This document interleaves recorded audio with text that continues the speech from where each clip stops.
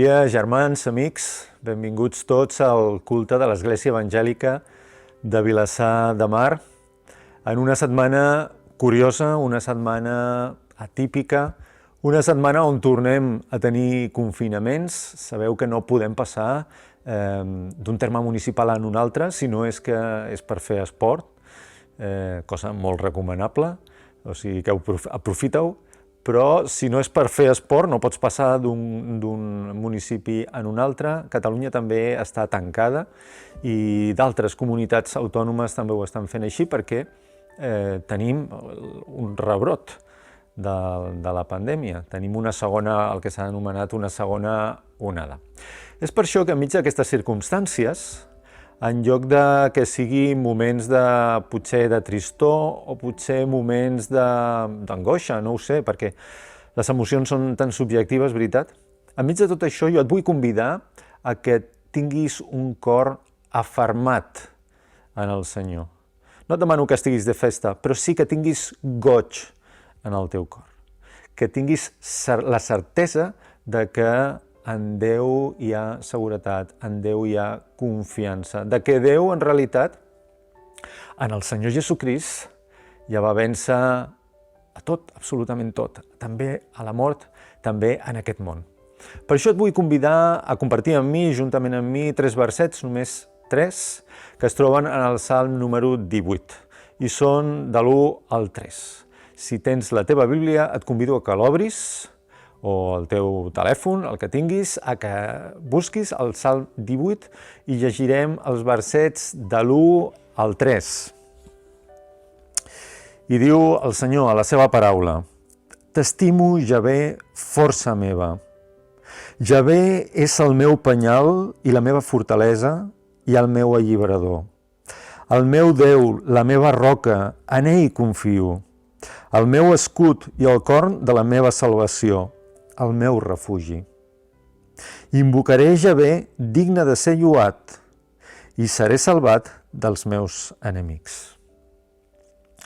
Salm preciós, un salm, com tots els salms en realitat, són preciosos, ens parlen de seguretat, ens parlen de lloar a Déu. Però no sé si t'has fixat que hi ha algunes metàfores. El salmista està comparant Déu amb algunes coses que les persones que l'envoltaven podien identificar com a símbols de fortalesa, símbols de seguretat, símbols de victòria, en última instància.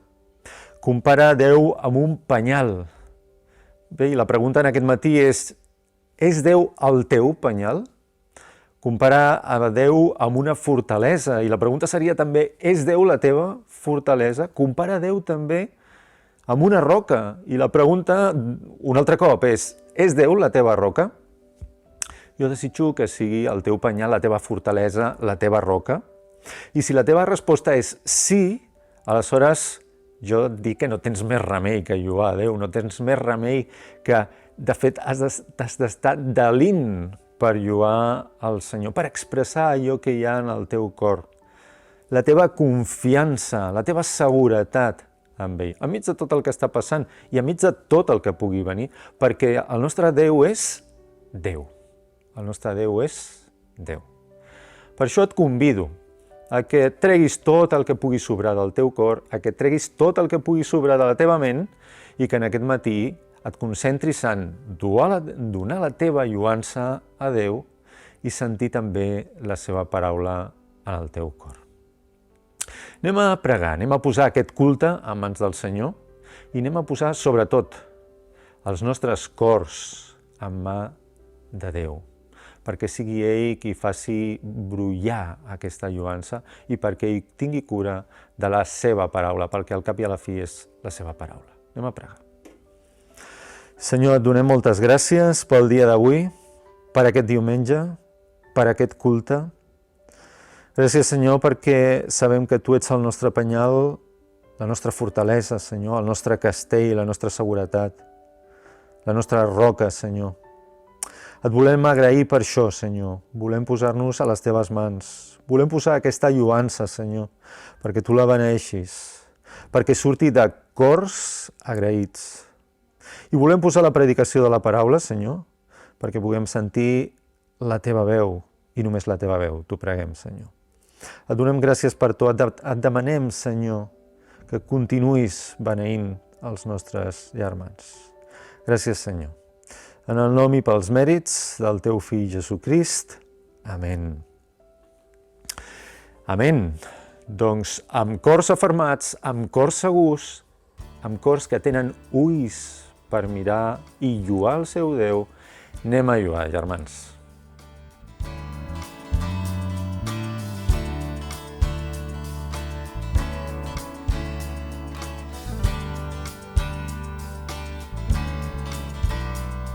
¿Quién es el Rey de Gloria? Me persigue con su amor. Me asombran sus palabras, susurrando en mi interior.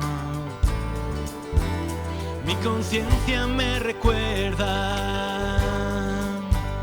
necesito su perdón.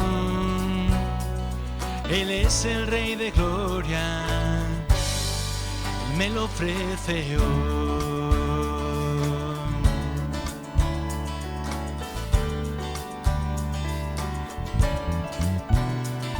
Oh Rey del universo y Príncipe de paz, revela los misterios de los cielos con verdad. Mi espíritu anhela de su gracia y santidad.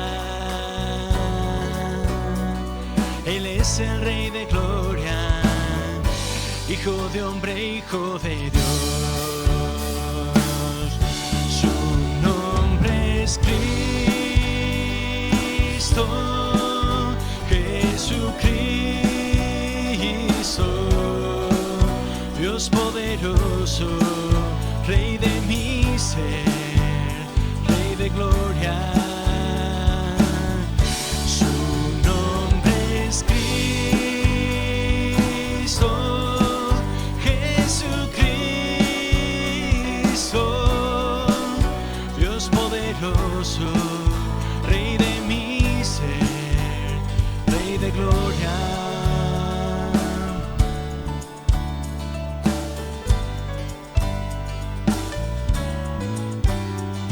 ¿Quién es el Rey de gloria? Con poder y majestad, el sabio sin medida. Él es Rey de amor y paz, Señor de cielo y tierra, y el único creador. Él es el Rey de gloria, Él es todo para mí. Su nombre es Cristo, Jesucristo, Dios poderoso, Rey de mi ser, Rey de gloria. Su nombre es Cristo, Jesucristo, Dios poderoso, Rey de mi ser, Rey de gloria.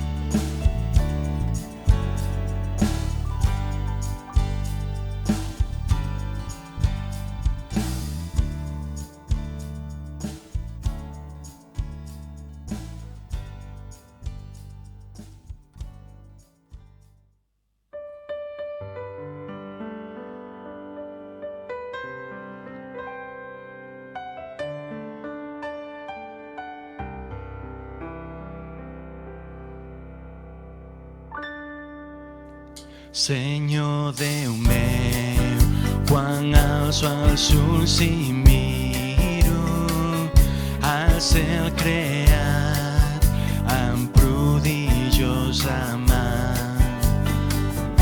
el teu poder enmig de la tempesta, l'esclat del sol en un migdia clar. Amb tot el cor jo canto la cançó. Quan gran és Déu, quan gran és Déu. Amb tot el cor jo canto la cançó. Quan gran és Déu, el meu Senyor. De Déu l'amor recordo cada dia, quan des del cel a Jesús va enviar, i que morir per donar-me la vida, endurar creu el meu pecat portar. Amb tot el cor jo canto la cançó. Quan gran és Déu, quan gran és Déu. Amb tot el cor jo canto la cançó. Quan gran és Déu, el meu Senyor. I quan per sempre serà la presència del meu Senyor, que tant em va estimar, i gaudiré de la seva grandesa.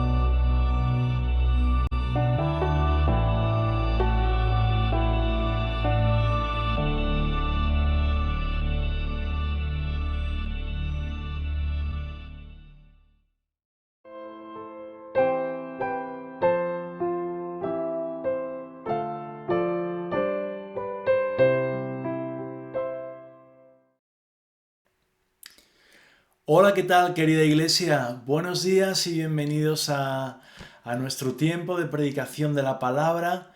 Continuamos en nuestra serie de estudios en la carta de Pedro, en la primera carta de Pedro, y hoy vamos a estudiar el capítulo 2, los versículos 9 y 10.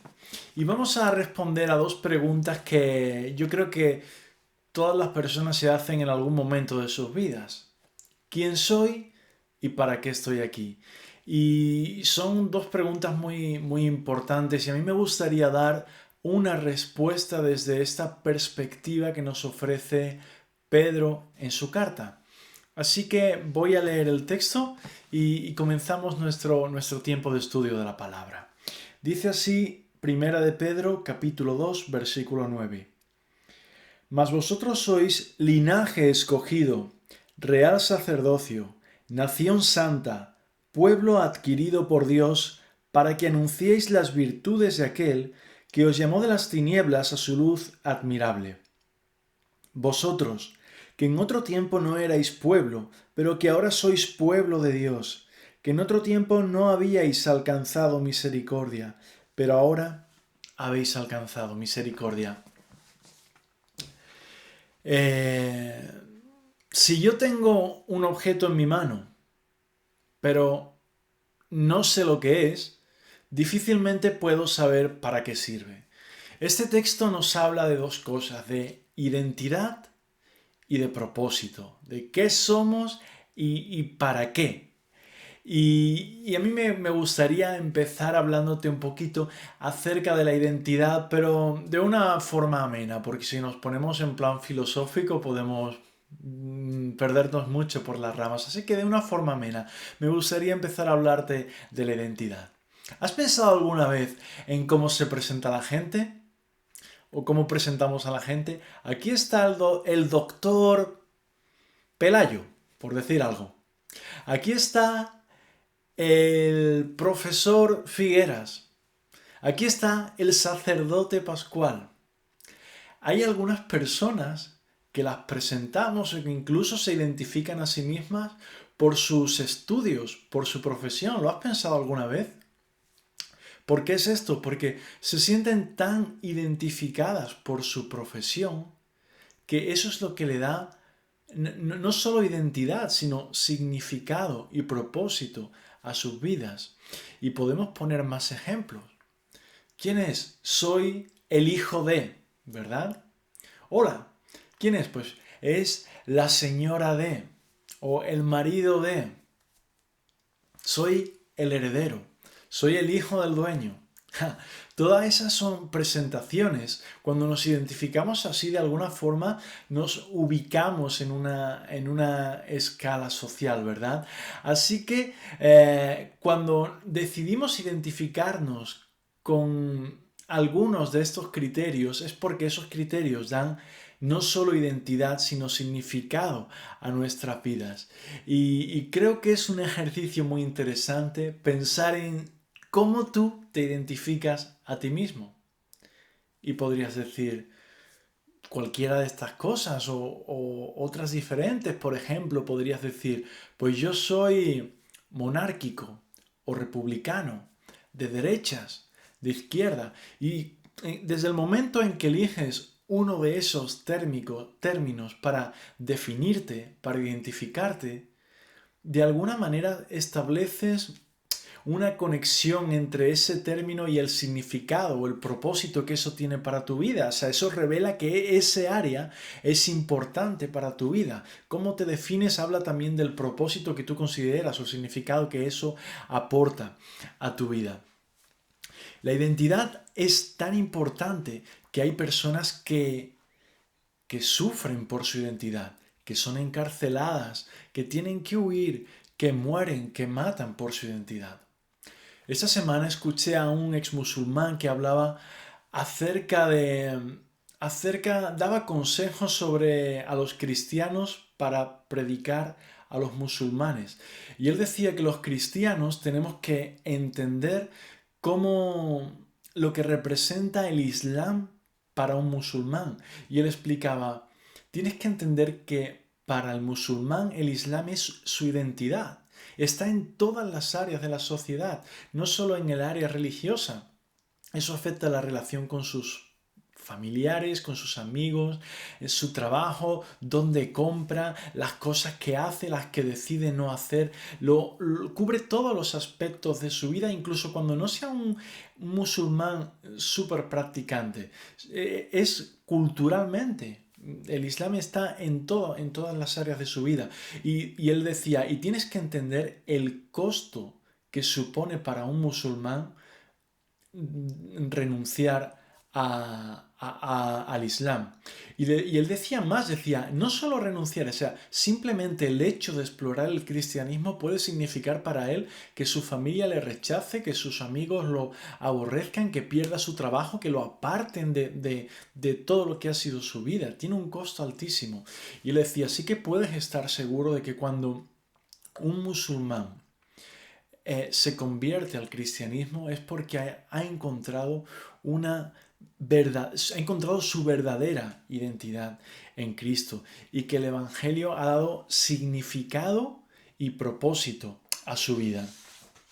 Déjame hablarte acerca de qué dice Pedro sobre nuestra identidad y nuestro propósito como cristianos en esta carta. Lo primero que debemos tener presente es que él está hablando, o sea, esta definición que Pedro hace no es para todos los hombres del mundo, es para los creyentes. Esto es muy importante porque el versículo empieza diciendo, mas vosotros sois, y se está refiriendo a los creyentes, pero vosotros sois, porque en el versículo 8 está hablando de aquellos que rechazan a Cristo, pero llega al versículo 9 y dice, pero vosotros sois.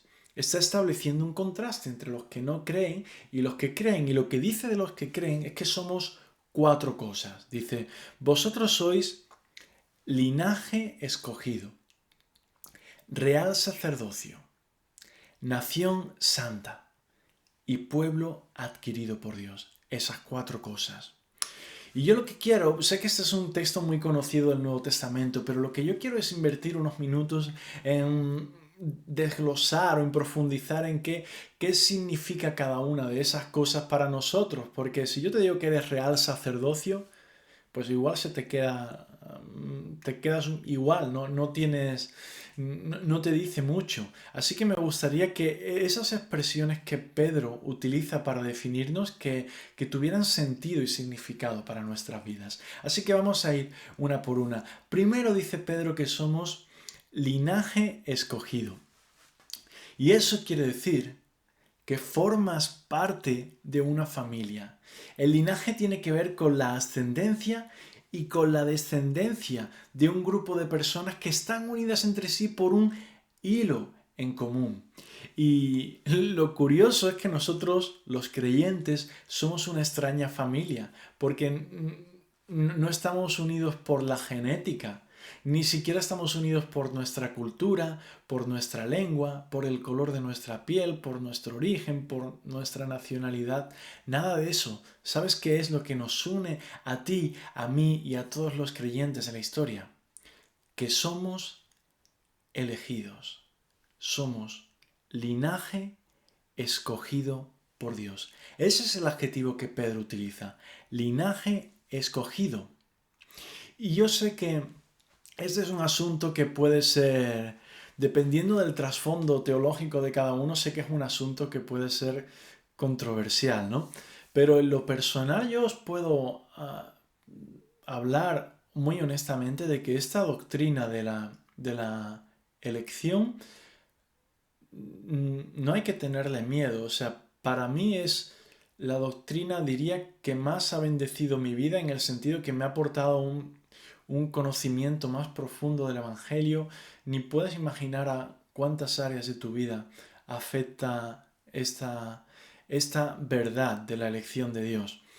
Y vamos a retroceder atrás unos años y te cuento un poco mi experiencia. Uno de mis mejores amigos hablaba bastante acerca de la elección. Siempre él solía hablar en términos de Dios nos eligió, somos cristianos porque Dios así lo quiso. Y yo ni sabía muy bien de qué estaba hablando, pero hubo un momento en que me di cuenta de que su lenguaje quizá era más intencionado, ¿no?, de lo que yo pensaba.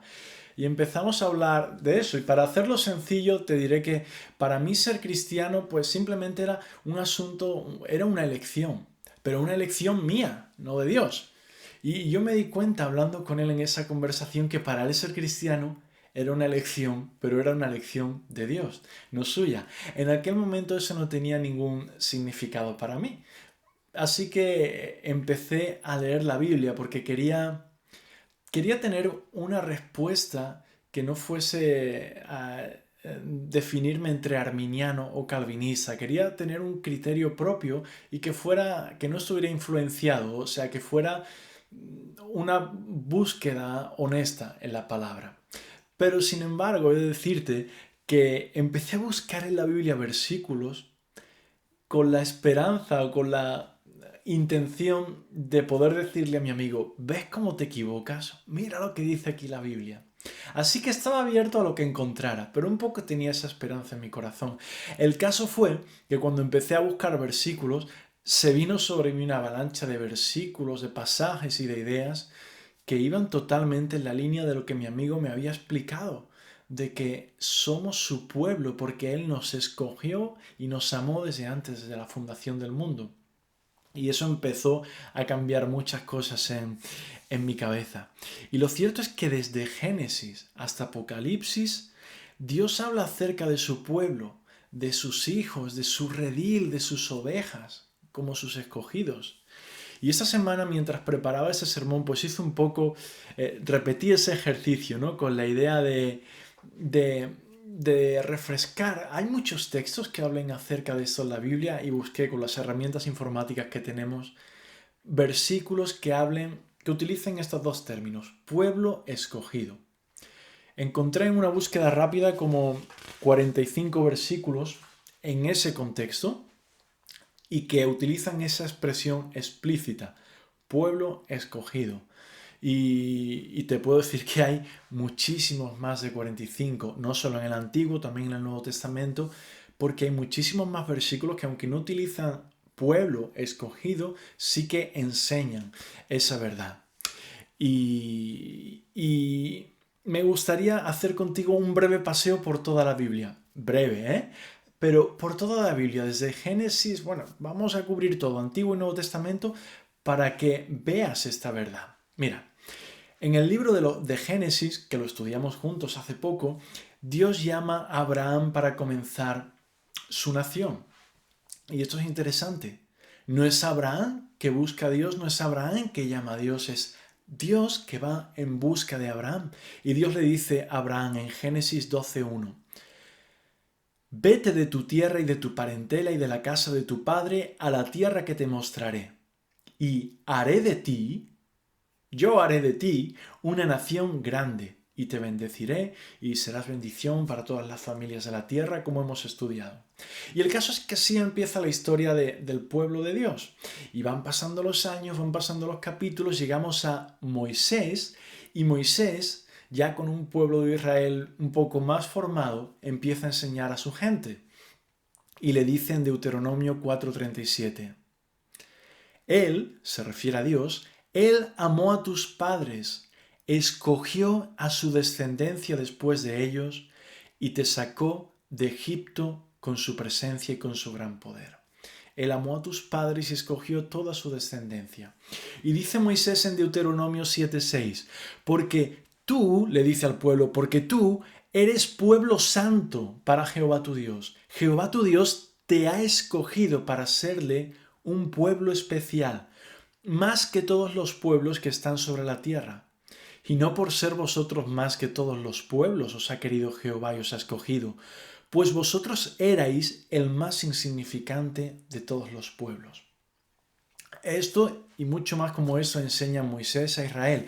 Pero seguimos pasando en la Biblia las páginas y llegamos hasta la época de David, la época de los Salmos, y leemos en el Salmo 33, versículo 12, bienaventurada la nación cuyo Dios es Jehová, el pueblo que él escogió como heredad para sí. El pueblo que él escogió como heredad para sí. Salmo 65:4. dice, bienaventurado el que tú escogieres y atrajeres a ti para que habite en tus atrios. Bastante explícito, ¿eh? Bienaventurado el que tú escogieres y atrajeres a ti para que habite en tus atrios. Así que ahora pasamos el tiempo de David y de los salmos y llegamos hasta el exilio y los profetas. Y en un tiempo en que Israel se aparta de Dios. Isaías dice, Isaías 14:1, porque Jehová tendrá piedad de Jacob y todavía escogerá a Israel. Y dice todavía porque Israel se aparta bastante de Dios en esta época. Sin embargo, dice Isaías, y todavía escogerá Dios a Israel. Y si piensa que esto es solo para el pueblo de Israel, mira lo que dice Isaías, mira cómo acaba el versículo. Y a ellos se unirán extranjeros y se juntarán a la familia de Jacob. Llegamos al Nuevo Testamento y Jesús enseña a sus discípulos y les dice en Lucas 18:7, ¿acaso no hará Dios justicia a sus escogidos? Jesús muere en la cruz, la iglesia comienza a expandirse y Pedro en el libro de los Hechos enseña a esos primeros discípulos, esos primeros cristianos. Les dice en Hechos 13:17, el Dios de este pueblo de Israel escogió a nuestros padres y enalteció al pueblo siendo ellos extranjeros en Egipto y con brazo levantado los sacó de ella. El Dios de este pueblo escogió a nuestros padres. Y sigue diciendo Pedro en Hechos capítulo 15 versículo 7. Pedro se levantó y les dijo, varones hermanos, vosotros sabéis cómo ya hace tiempo que Dios escogió que los gentiles oyesen por mi boca la palabra del Evangelio y creyesen. Dios escogió que los gentiles oyesen por mi boca la palabra del Evangelio y creyesen. Va avanzando el cristianismo, se va expandiendo por todo el Mediterráneo y Pablo enseña a la iglesia en Tesalónica. Segunda de Tesalonicenses 2:13. Nosotros debemos dar siempre gracias a Dios respecto a vosotros, hermanos amados por el Señor, de que Dios os haya escogido desde el principio para salvación. Nosotros debemos dar gracias de que Dios os haya escogido desde el principio para salvación. Y finalmente llegamos a nuestro texto en 1 de Pedro 2:9. Vosotros sois linaje escogido. Puedes ver un poco ahora, entender un poco mejor el contexto, puedes ver qué significa este linaje.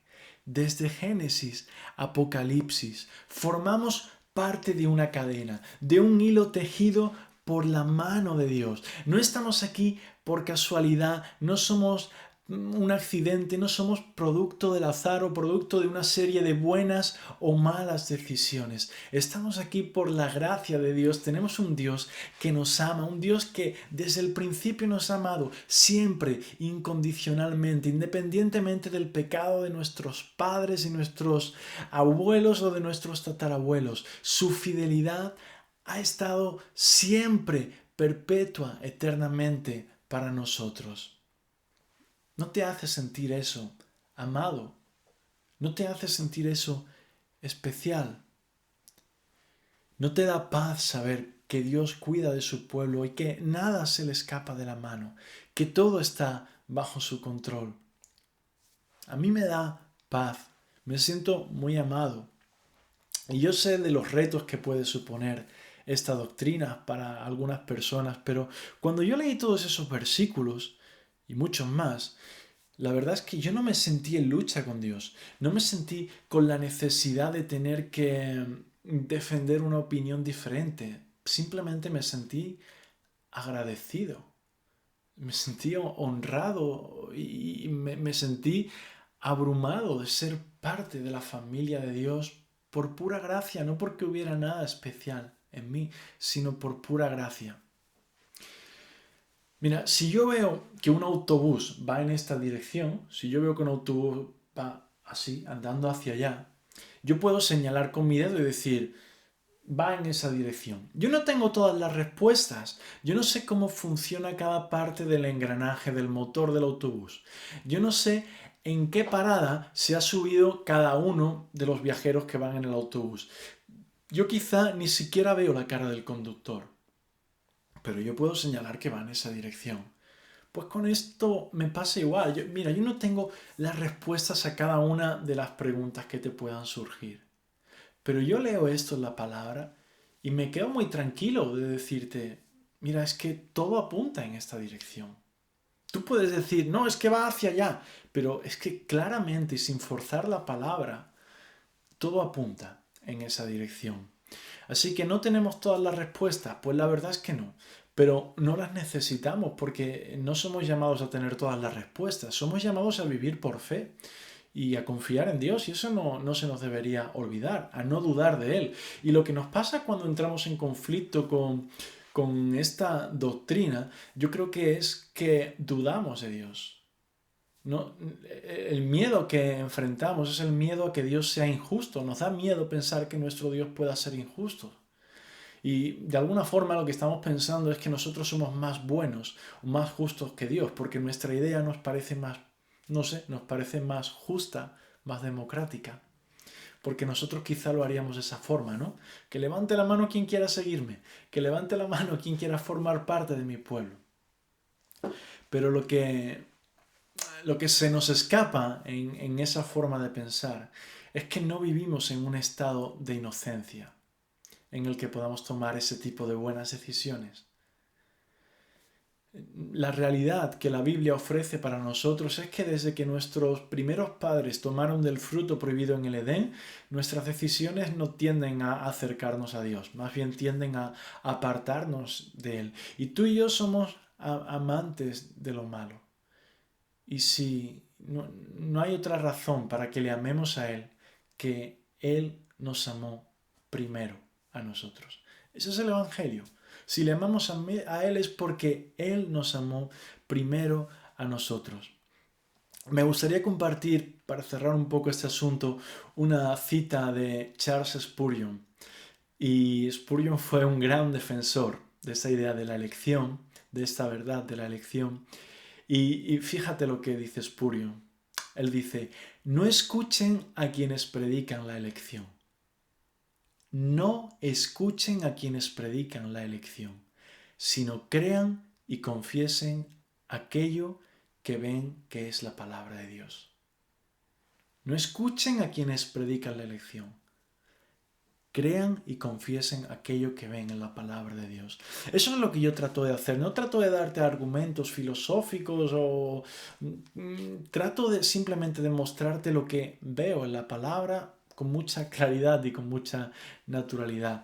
Y trato de que sientas el privilegio de formar parte de ese linaje. Trato de que seas consciente de cuán amado deberías sentirte, cuán seguro deberías sentirte en los brazos de Dios. A mí me da mucha paz esta doctrina. Pasamos al siguiente punto. A la siguiente definición, Pedro dice, sois linaje escogido y sois real sacerdocio. Si yo te digo que eres un sacerdote real, no sé qué se te pasa por la cabeza, ¿no? Igual se te queda la cara con signo de interrogación, porque no te ves a ti mismo como un sacerdote. Yo creo que es porque si pensamos en un sacerdote, lo que se nos viene a la cabeza pues es un señor más o menos maduro, quizá con el pelo canoso, que va vestido con una túnica blanca y lleva una especie de bordón de cortina como cinturón y quizá una bufanda así como de color morado o de color rojo. De hecho, es probable que ni siquiera entiendas por qué ser sacerdote es algo bueno. Así que déjame tratar de explicarlo de forma sencilla. Vamos a volver al Antiguo Testamento. De nuevo, de una forma breve para recordar cómo era la relación de Dios con su pueblo en el Antiguo Testamento. ¿Os acordáis? Pues la presencia de Dios donde habitaba. La presencia de Dios habitaba en un lugar que se llamaba el templo. Ellos habían edificado el templo y ahí ese era el lugar donde el pueblo experimentaba la comunión con Dios. Y el templo pues tenía unas unas grandes murallas, y dentro de esas murallas lo primero que te encontrabas pues era un gran patio que se llamaba el patio de los gentiles. Ahí podían entrar todos los gentiles. Los gentiles son los extranjeros, los que no eran israelitas. Podían entrar ahí. Y ese era un lugar de meditación, un lugar de conversación, quizá con algunos israelitas, algunos extranjeros que sentían curiosidad por su fe. También era un lugar de mercado, que por eso Jesús se enfadó bastante una vez allí. Y el caso es que ese era el lugar al que podían acceder los gentiles. Luego, dentro de este patio, había otro recinto cerrado al que tenías que entrar por una puerta, y en el dintel de esa puerta había una inscripción que advertía de la pena de muerte para el que pasara, para el extranjero que pasaba, porque ese era un recinto al que ya solo podían entrar los israelitas. Y dentro de ese recinto al que solo podían entrar los israelitas, había otro recinto más pequeño al que solo podían entrar los sacerdotes. Y dentro de ese recinto más pequeño al que solo podían entrar los sacerdotes, había una habitación más pequeña separada por un velo, por una cortina gruesa, que se llamaba el lugar santísimo, al que solo podía entrar el sumo sacerdote y solo una vez al año. Y ese era el lugar más especial del templo, el lugar donde estaba la presencia de Dios, y evidentemente era muy especial, era un privilegio para un sacerdote estar ahí. Cuando Jesús murió en la cruz, pasaron algunas cosas sobrenaturales. La Escritura dice literalmente que la tierra tembló, que rocas se rompieron, que muertos resucitaron de sus tumbas, y algo más, que esa cortina, que era el último acceso al lugar más santo del templo, que esa cortina se rompió de arriba abajo. No de abajo arriba como si lo hubiera roto un hombre, sino de arriba abajo como si lo hubiera roto Dios. ¿Qué significa eso a la luz del Evangelio? Eso significa que tú y yo no somos turistas en Israel. No somos extranjeros curioseando por las cosas de Dios, por el templo de Dios.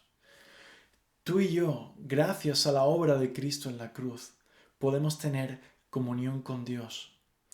Podemos pasar del patio de los gentiles por el lugar de los israelitas al de los sacerdotes y llegar incluso al lugar del sumo sacerdote, sin la necesidad de que un sacerdote del templo haga un ritual por nosotros, porque tenemos a nuestro sumo sacerdote, que fue Cristo, quien hizo la obra que nos abrió ese camino hacia Dios. Esa es la maravilla de ser sacerdote. Podemos entrar hasta el lugar más santo, podemos experimentar la comunión con Dios por lo que Jesús hizo en la cruz. Y deberías sentirte un privilegiado de formar parte de este linaje escogido. Deberías sentirte profundamente agradecido de no necesitar rituales humanos, de no tener que ir con un corderito a ningún sitio, porque Jesús ya hizo lo que tenía que hacer en la cruz para que nosotros podamos tener comunión con Dios. Saber quién eres también le da sentido y significado a tu vida. ¿Qué hacían los sacerdotes? Si nosotros somos sacerdotes, pues en un sentido tenemos que hacer lo que ellos hacían. ¿Ellos qué hacían? Pues reconciliaban a la gente con Dios. Ellos hacían esos rituales para tratar de reconciliar a la gente con Dios. Y esa es nuestra tarea en este mundo. Eso es lo que tenemos que hacer. Ministrar a la gente para de alguna forma hacer que se reconcilien con Dios. Jesús hizo la obra en la cruz, pero ese es el mensaje que nosotros tenemos que llevar a los demás para que se reconcilien con Dios. Y en ese sentido somos también sacerdotes, ministrando en la casa de Dios y ministrando hacia las personas que están en nuestro entorno.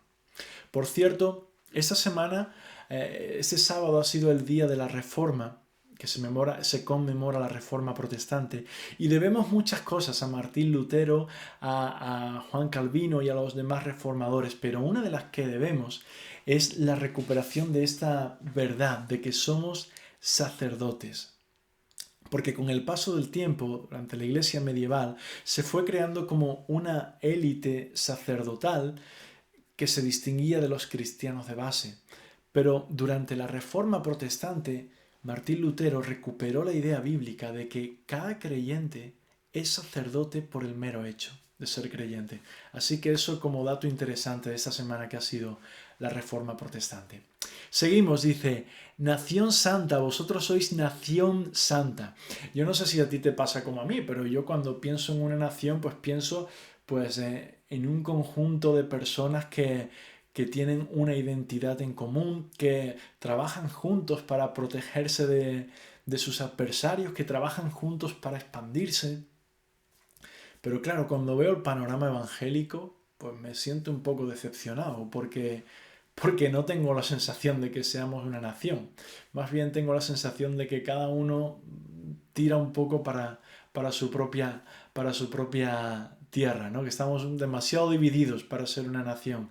De hecho, a veces creo que nos identificamos más que con el término cristiano, con el apellido, digamos, ¿no? A veces nos identifica más la etiqueta de soy calvinista o reformado o bautista, pentecostal, qué sé yo. Pero a veces nos identificamos más con eso que con el término cristiano. Así que cuando dice Pedro que somos una nación, yo digo, me cuesta. Y cuando dice que somos una nación santa, aún me cuesta más. Y eso no lo digo mirando a nadie, sino mirando mi propia vida. Porque si el versículo dijera que somos una nación de hipócritas, yo me sentiría más identificado. Porque siento como que el adjetivo santo me viene demasiado grande. Yo mira que soy una persona que normalmente pues caigo bien a la gente suele tener un buen concepto de mí y creo que la gente suele tener un mejor concepto de mí del que realmente es, ¿no? Y a veces cuando decepciono a alguien, cuando fallo a alguien, pues en un sentido me siento como un poco en paz, porque digo, bueno, al menos esto hace que tenga un concepto más real de mí. Eso hace que no crea que soy mejor de lo que en verdad soy. No es que me guste herir a nadie, ¿no? Pero, o fallar a nadie. Pero a veces cuando siento que he fallado a alguien, digo, bueno, al menos que sirva para que tenga un concepto real de mí, ¿no? Porque yo siento eso, que a veces la gente piensa que soy mejor de lo que en verdad soy y lucho con eso, de verdad. Yo pienso que la etiqueta de santo me viene grande. Pero lo consolador de este texto es que aunque nosotros no nos veamos como una nación santa, como es mi caso, aunque nosotros no nos veamos como una nación santa, Dios nos ve así. Eso es lo consolador de este texto. Que Dios nos ve así, como su pueblo, como un pueblo de gente santa, no por nuestros méritos, no porque le tengamos engañado, no, por su gracia, por su gracia.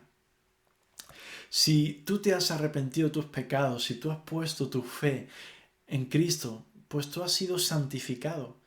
Y eso quiere decir que en la cruz Jesús se desnudó de su santidad y se vistió de tu pecaminosidad. ¿Y sabes para qué hizo eso? Para que si tú, por fe, llegas a la cruz, puedas llegar allí, desvestirte de tu pecaminosidad y vestirte con la santidad de Cristo.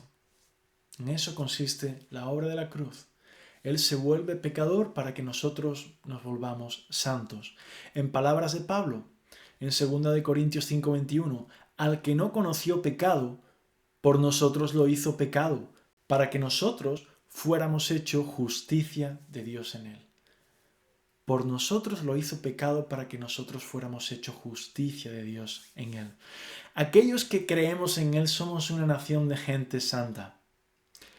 por medio de la fe. No es por obras, para que nadie se gloríe. La última definición que Pedro da acerca de los cristianos es que él nos dice que somos pueblo adquirido por Dios. Para mí una de las expresiones más hermosas del Antiguo Testamento se encuentra en Isaías 43 y es una declaración muy breve y muy sencilla que Dios hace a su pueblo, pero que para mí es hermosa. Dios dice en el libro de Isaías, capítulo 43, le dice a su pueblo: mío eres tú y tu Dios soy yo. A mí me parece precioso eso. Mío eres tú y yo soy tu Dios. Para mí es una expresión hermosa y nosotros también hemos sido redimidos por Dios y somos posesión suya. En un sentido no tenemos nada que envidiar al Israel que escuchó estas palabras tan hermosas, porque nosotros también somos suyos. Nosotros también éramos esclavos de nuestro pecado y fuimos rescatados, fuimos comprados de la misma forma que un esclavo se compra, por un alto precio. El precio de la sangre de Jesús en la cruz. Y somos suyos.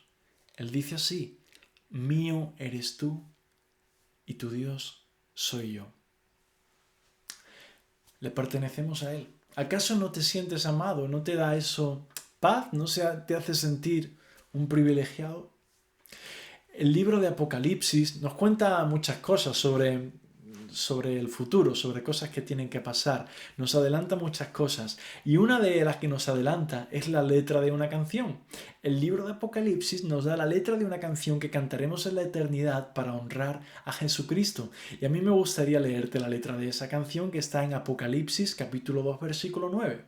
Dice así: digno eres de tomar el libro y de abrir sus sellos, porque tú fuiste inmolado, y con tu sangre nos has redimido para Dios, de todo linaje y lengua y pueblo y nación, y nos has hecho para nuestro Dios reyes y sacerdotes, y reinaremos sobre la tierra.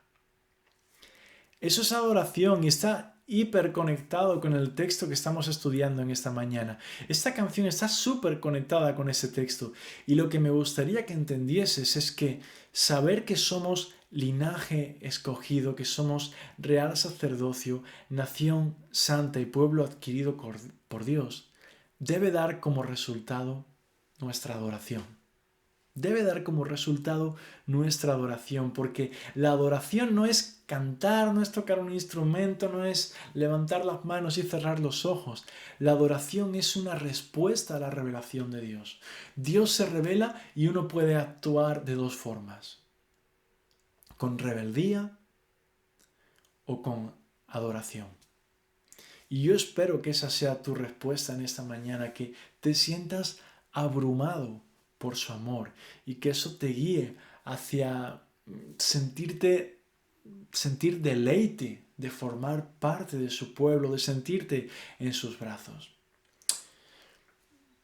Os he hablado acerca de la identidad, según Pedro nos presenta en esta carta, y ahora de forma muy breve ya quisiera hablaros un poco acerca de nuestro propósito, no solo de nuestra identidad, sino de nuestro propósito. ¿Para qué estamos aquí? Al final del versículo 9, después de decirnos que somos linaje escogido, real sacerdocio, nación santa y pueblo adquirido por Dios, Pedro nos dice que estamos aquí para anunciar las virtudes de aquel que nos llamó de las tinieblas a su luz admirable. Estamos aquí para anunciar las virtudes de Cristo. Esa fue la misión de la Iglesia en el libro de los Hechos, y esa es la misión de la Iglesia hoy, en medio de la pandemia, en el año 2020. No estamos aquí para hacer obra social, no estamos aquí para ayudar a los pobres, para hacer bocadillos, no estamos aquí para cuidar de los enfermos, no estamos aquí para cuidar del medio ambiente, estamos aquí para anunciar. Para anunciar, ya nos lo dijo Jesús: id y haced discípulos a todas las naciones. Ese es nuestro principal propósito, anunciar las virtudes de Cristo. La pobreza es bueno trabajar para cubrirla, pero necesitamos entender que la mayor pobreza que experimenta una persona es la pobreza espiritual. La enfermedad, si podemos ayudar a enfermos, es genial, pero debemos tener presente que la mayor enfermedad que tiene una persona es su enfermedad espiritual. Y eso solo se cura anunciando las virtudes de Cristo. Para eso estamos aquí, para anunciar ese mensaje. Ahora déjame hablarte acerca de el tapete de terciopelo negro. Te explico qué es esto. Llegamos al versículo 10 y a mí ya se me acaba el tiempo de la predicación, pero quiero hablarte acerca de cómo este versículo 10 es simplemente un tapete de terciopelo negro sobre el que brilla el versículo 9. ¿Qué quiero decir? Mira, si tú vas a una joyería a comprar un anillo con un diamante, un anillo de compromiso, pues si el joyero hace así, te enseña, te dice, pues mira, te recomiendo este anillo, no es un buen joyero. El buen joyero saca un tapete de terciopelo negro, lo pone sobre la vitrina para que no veas ningún otro anillo y te pone tu anillo ahí. Y sobre ese terciopelo negro, el anillo que él te quiere enseñar brilla y el diamante deslumbra. ¿Por qué? Por ese fondo de terciopelo negro. Nuestro versículo 10 es simplemente eso. Un tapete de terciopelo negro sobre el que brilla el versículo 9 del que ya os he hablado. Dice Pedro en ese versículo: vosotros que en otro tiempo no erais pueblo, pero que ahora sois pueblo de Dios. En otro tiempo no habíais alcanzado misericordia, pero ahora habéis alcanzado misericordia. Lo que Pedro está diciendo en palabras sencillas es esto: vosotros que en otro tiempo no erais, ahora sois todo esto. Linaje escogido, real sacerdocio, nación santa, pueblo adquirido por Dios. Vosotros que en otro tiempo no erais nada de esto, ahora sois todo esto. Termino ya con una cita de Spurgeon. Él contaba esta historia, esta anécdota, y yo la quiero compartir con vosotros para acabar. Un hombre viajó miles de kilómetros, unos 1000 kilómetros, decía él, para contemplar las cataratas del Niágara hace un par de siglos, ¿no? Y cuando estaba a unos 10 kilómetros de su destino, le pareció que podía escuchar ya el ruido, el rugido de las cataratas del Niágara. Así que se paró para preguntarle a un campesino que estaba allí labrando el campo y le dijo: oye, ese ruido, ese estruendo que se escucha son las cataratas del Niágara, ¿verdad? Ya estoy cerca. Y el campesino le dijo: sí, podría ser, supongo que sí. Entonces el hombre se extrañó, claro, y le dijo: ¿no es usted de aquí? Y el campesino le dijo: sí, claro que soy de aquí. Desde que nací llevo viviendo y trabajando aquí, pero nunca he tenido curiosidad por ir a ver las cataratas del Niágara. Yo estoy muy ocupado aquí, cuidando de mi campo. Hasta aquí la cita, esta anécdota de Spurgeon. Muchos de nosotros, al igual que este campesino de la historia, vivimos literalmente solo para el campo que tenemos delante de nuestros ojos. Y no prestamos oídos al eco de la eternidad. Solo miramos lo que tenemos delante de nuestros ojos. Si hay algo importante en la carta de Pedro, es recordar esa idea de que nosotros somos aquí en este mundo extranjeros y peregrinos. Que estamos aquí de paso, que esta no es nuestra ciudadanía, que nuestra ciudadanía es de otro lugar. Que la eternidad es más importante que el presente. Escucha el eco de la catarata en esta mañana. A veces nos ocupamos tanto de nuestras cosas del día a día, de nuestro campo. Estamos aquí con nuestro pico y nuestra pala, que no nos regocijamos en esa catarata del Niágara que está ahí cerca. No nos regocijamos en las cosas eternas, en que somos parte de una familia de Dios, que somos linaje escogido, que somos una nación santa, real sacerdocio, que somos un pueblo adquirido por Dios. Y perdemos eso de vista porque simplemente tenemos ojos para nuestro campo. Escucha el eco de la eternidad en esta mañana. Escucha el ruido de la catarata. Tú eres ciudadano de un reino maravilloso. Puedes deleitarte en cosas que quizá ni sabes que existen porque solo tienes ojos para lo que tienes delante. Tú no eres un campesino. Tú eres el hijo del rey. El hijo del rey. El hijo de Dios. Vienes de un linaje de gente santa. Abraham, Moisés, David, Isaías, los apóstoles. Deberías sentirte muy amado en esta mañana, muy privilegiado de formar parte de esa familia de hombres y mujeres que aman a Dios y que van a pasar la eternidad con Él. Deberías sentirte privilegiado, honrado, amado. Deberías sentirte en paz y lleno de gratitud. Espero que este mensaje sirva para provocar en ti una entrega y un deleite más profundo en nuestro Dios. Que así sea, hermanos. Buenos días, que el Señor los bendiga.